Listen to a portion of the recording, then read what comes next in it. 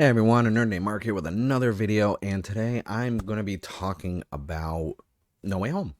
Not a spoiler or anything like that, but so if you saw my MCU video and a few other videos I've been doing, I'm a fan of different content creators of all like walks of life and different type of content. And there's been this narrative on social media and articles and videos that Spider-Man No Way Home is destroying the MCU, or it's showing what's wrong with the MCU and that things like Black Widow, Eternals, and Shang-Chi failed because of the writing and everything else, and that Spider-Man showed that wokeness and tokenization and this and that don't need to be in a film to make, you don't need to appeal to certain demographics. And while I think that's true with a lot of films, I think from a rational breakdown standpoint, you can pinpoint what was wrong with those three MCU films compared to No Way Home. So I have the numbers right here, which were updated as of, you know, right now, actually. They were updated as of this morning. It's Tuesday, the 4th. So, um, right off the bat, Spider-Man No Way Home is killing it. From an international, worldwide box office, 1.38 million. Really? That is, or 1.38 billion. My apologies. Wow. 1.38 billion. Now, obviously, Spider-Man is an established IP outside of Black Widow, so you can't really sit there and say, well, more people wanted to see Spider-Man. Look at Spider because it's better than those ones, and well, it's like Spider-Man's a household name. He's like a Batman, a Superman, Captain America. I mean, Iron Man thanks to the MCU. I don't think Iron Man was not like a household like name like it is like now.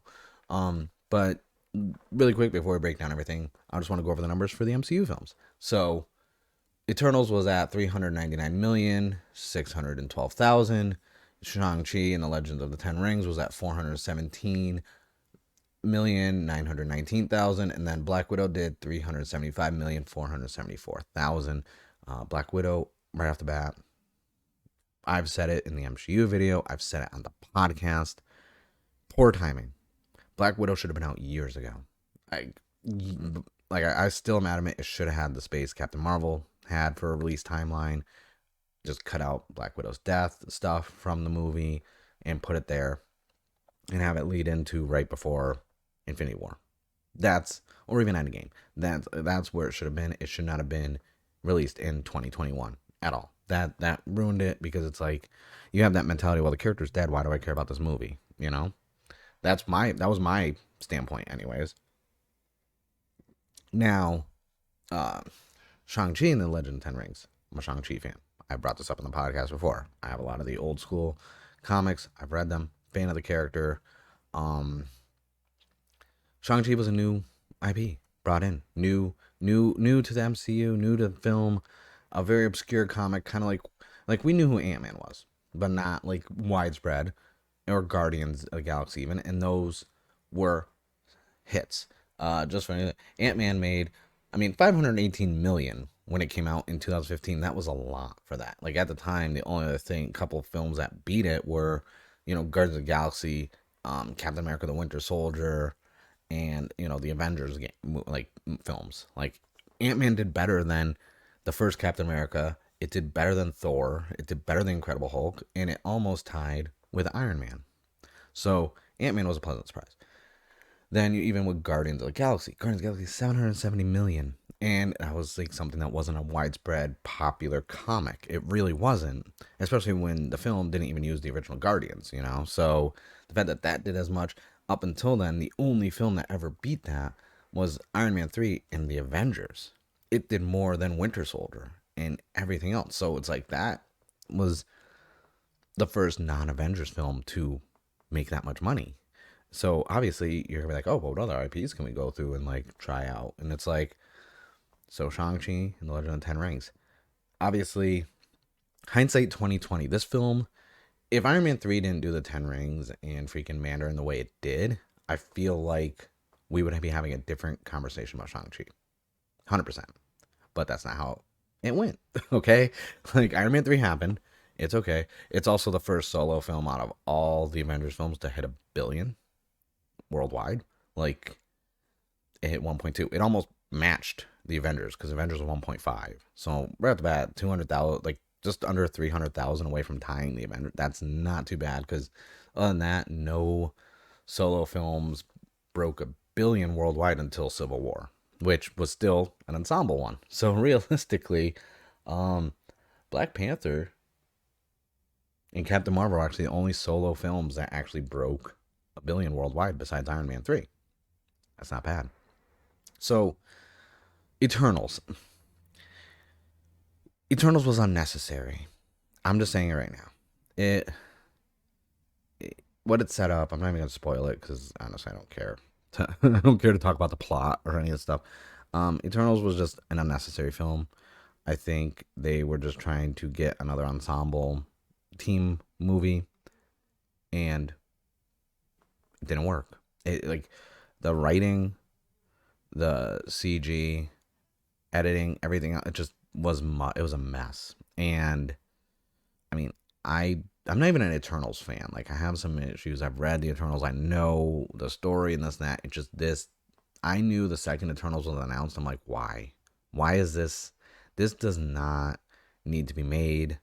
If you want to set up Celestials and this and that, you can have them talked about in like Guardians of the Galaxy or Thor. You don't need an Eternals film. Not every like, and you know they're scraping. Like, it's like, oh, let's try the Eternal. It's like, no. There's a reason why all the merch for it is on the clearance at Target. Same with ShangChi, but they released the ShangChi merch so soon before the movie that like by the time the movie came out, all that merch was like just clearance down to like $6-7 for those like high quality figures, the Legend series style. But with Spider-Man being at 1.3, my main defense of the MCU, and this is me just defending the MCU not as a fanboy this and that, but from a realistic standpoint, is outside of Black Widow, who knew? If you walk around and you're like, oh hey, you know Black Widow? It's like, yeah, in Avengers, Scarlett Johansson. Okay, and 9 times out of 10, anyone would probably say that, or maybe 8 out of 10, because not everyone's a like you go by, it's like, hey, can you name one member of the Eternals? And they're like, Eternals. What is that? It's like, well, celestial beings, there's all sorts of stuff. And then they'll be like, I'm going to stop you right there. Not interested. Now, Shang-Chi, you go through, a lot of people are like, no, don't know who that is. But you can easily, be like, hey, there's Legend of 10 Rings, Mandarin, martial art, like, really cool. Like, I think he's a cool character. I think, the iteration we got in the film, really good. I thought it was good. I am tired of these big, massive CG final battles that they're doing in a lot of comic book movies. It's not needed. It's I don't know. It didn't seem grounded enough. Like when he was fighting his dad, that was cool. But then it's like, oh, here's a CG dragon. Here's one thing flying around. A big CG battle, and I'm like, ugh, I'm just tired of those.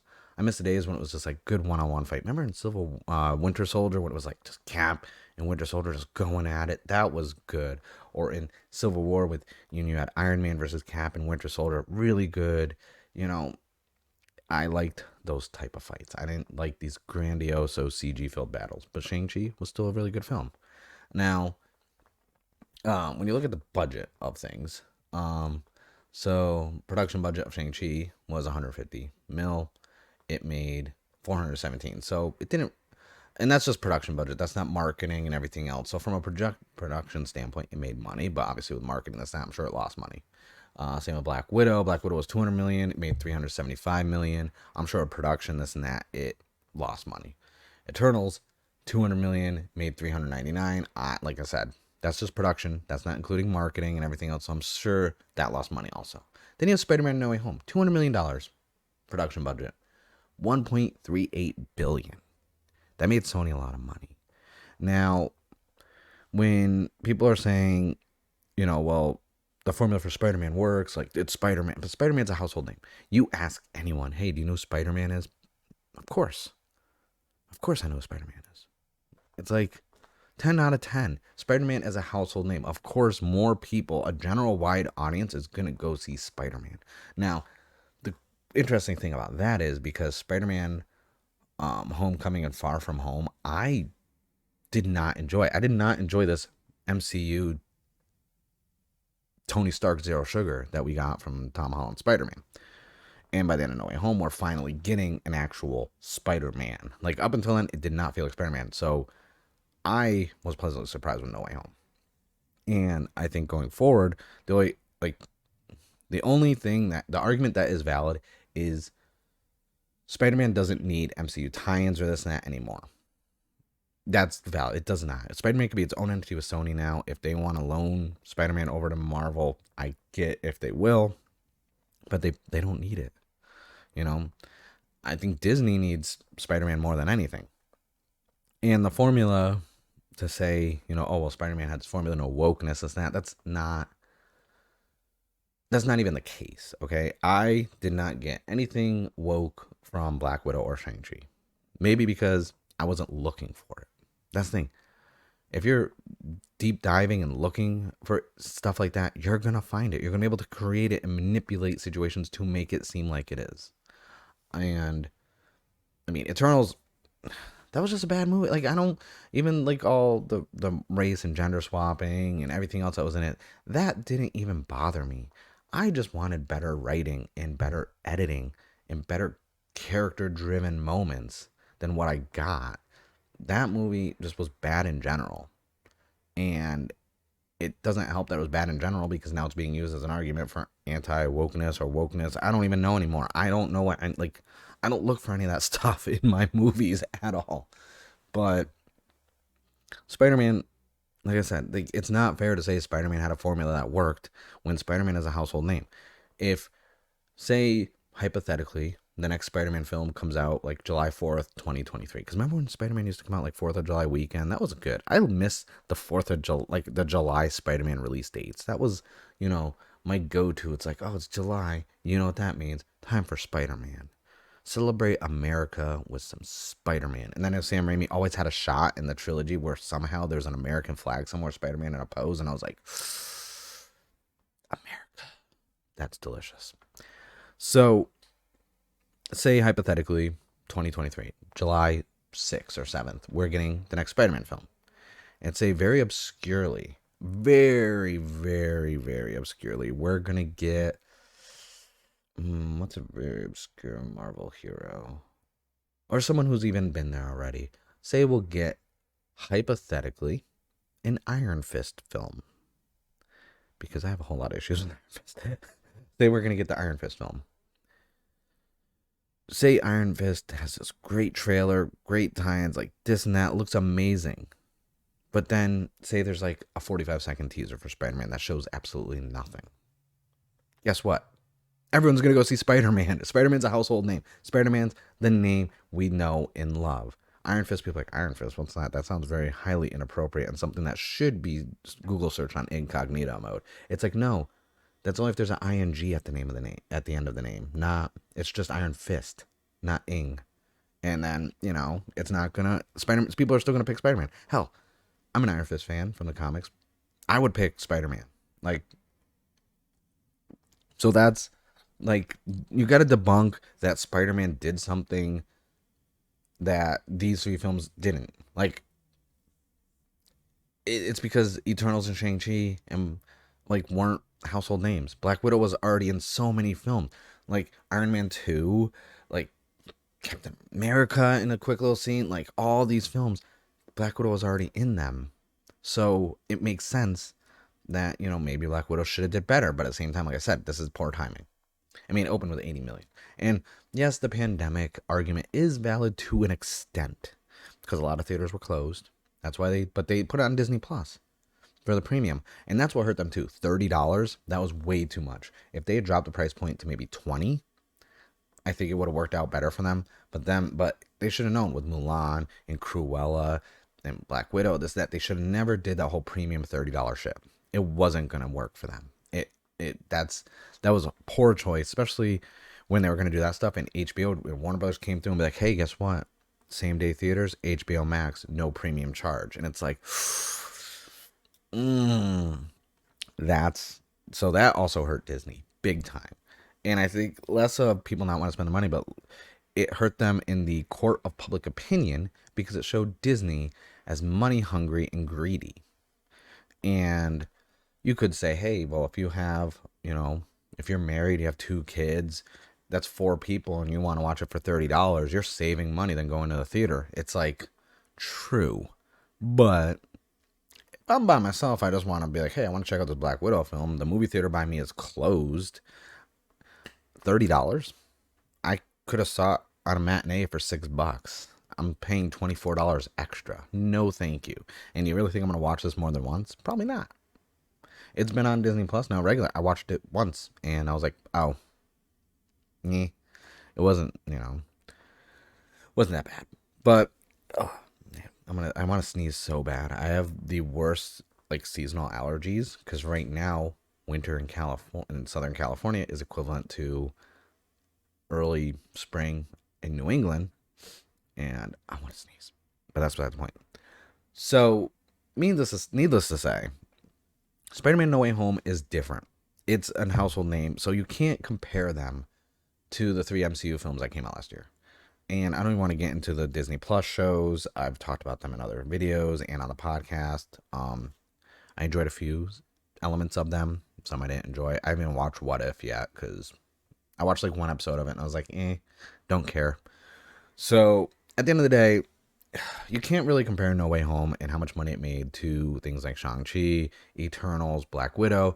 It's honestly, at least for the first two, it's not fair because Spider-Man is established. Spider-Man has been in films and this and that for so long. It's a household name. So it's not 100% fair to compare it. You can compare quality of writing and this and that 100%. But you can't compare how much money they made. And you can't say it's because Spider-Man was written better. Because look at the opening weekend. 260 million. Like, that's almost more than half of what those movies made worldwide through their whole run. And most of us who stayed away from spoilers and only watched one trailer only knew about Doc Ock and Doctor Strange and, Green Goblin. We didn't know everything else. We could assume, but that's just because Spider-Man's such a known and powerhouse of an IP. But that's it. That's it for the video. Let me know in the comments below what you think about the whole comparison of Spider-Man No Way Home to the 3 MCU films that came out in 2021.